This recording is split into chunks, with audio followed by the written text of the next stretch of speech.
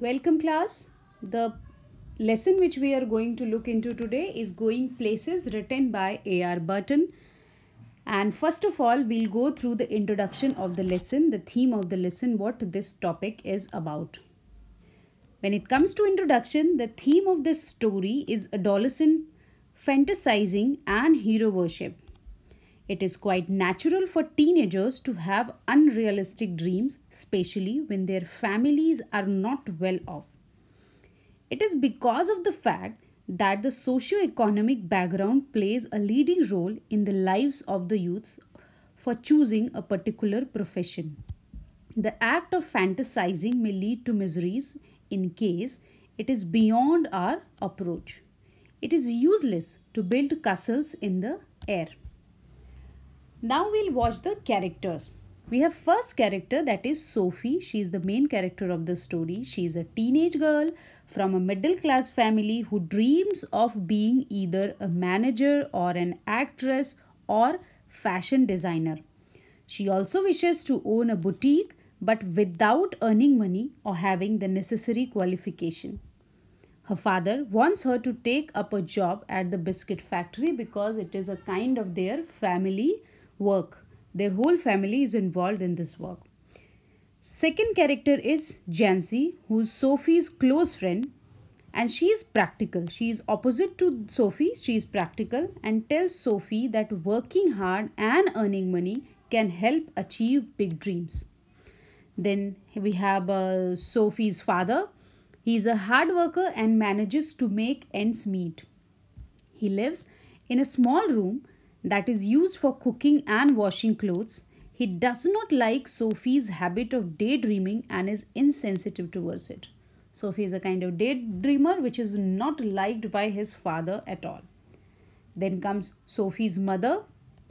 She used to be a hardworking woman because of financial issues.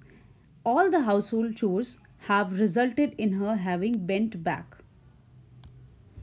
Then comes Jeff, Sophie's brother, a junior mechanic who is self involved and does not mingle with his family. He lives in his own world.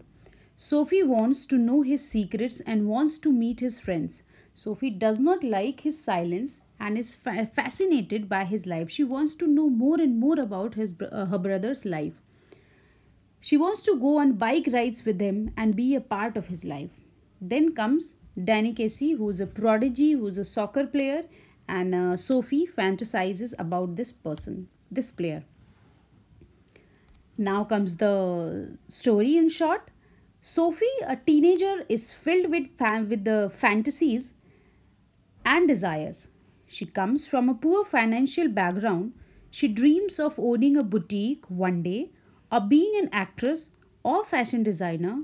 But her friend Jancy, who's a practical girl, believes that they are from a poor financial background and have to work in a biscuit factory. It is their fate. Jancy, who is more realistic, tries to pull Sophie to reality, but in vain. It is useless. Sophie lives in a small house with her parents and brothers, Jeff and Derek. Though she voices her feelings and desires, her parents don't believe her because they, unlike her, are more mature and know the harsh realities of life. Whenever Sophie tells her parents about her dreams and fantasies, then they do not like it. They do not want to listen it because they are mature and know the realities of life. Sophie finds a sort of fascination for her elder brother Jeff, who is tall, strong, handsome, and reserved. She envies his silence and often wonders about his thoughts and areas of his life. She wants to get acquainted with Jeff's friends also, and she hates his silence. And she wants to know the part of his life that she doesn't know. Sophie fantasizes about Danny Casey, an Irish football player whom she had seen playing in innumerable matches. She makes up a story about how she met him in the streets and tells this to Jeff. Jeff, who is more sensible than Sophie, Jeff, the brother, who is more sensible than Sophie, does not really believe her, even if she wants to. It seems an unlikely incident for Sophie to meet the prodigy in their street. When she tells Jeff that she met that person, Danny Casey, in the streets, the brother doesn't believe because he thought it to be unlikely. But when Sophie describes the meeting in all her details, he begins to hope that it could be true. She tells him that Danny has promised to meet her somewhere again. Sophie gets so pulled into the story that made that she herself begins to believe that it is true. She starts believing that the story which she is telling others is true. She waits for the Irish football player, but obviously he never arises. He never arrives.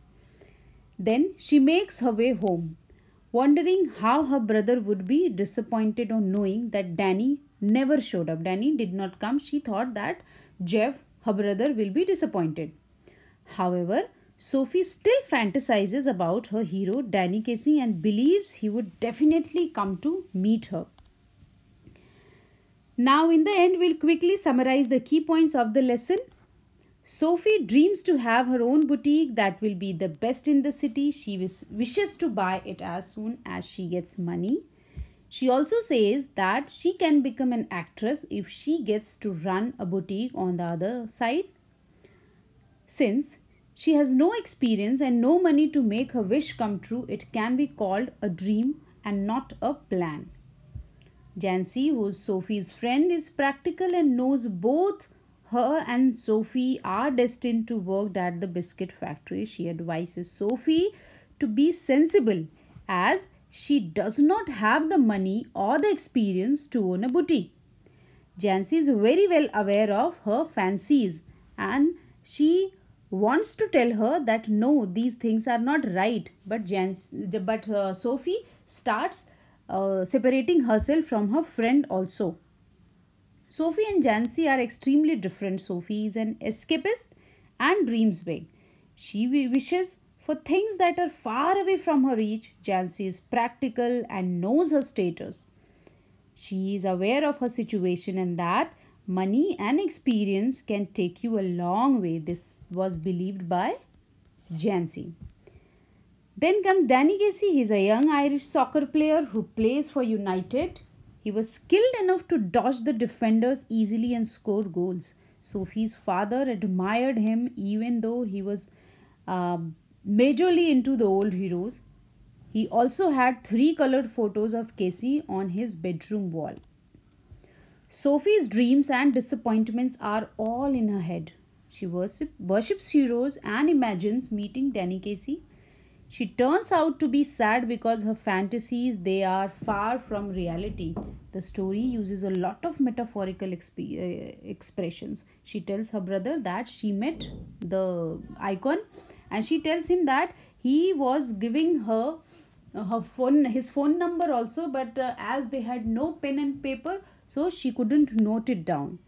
Sophie never really met Danny Casey. She had only seen him from a distance, that too during the football matches. The title Going Places is suitable as the protagonist Sophie is a daydreamer and goes to places solely alone in her mind. She practically started believing that Casey was a part of her life, even though it was all her imagination. The unknown fascinated her.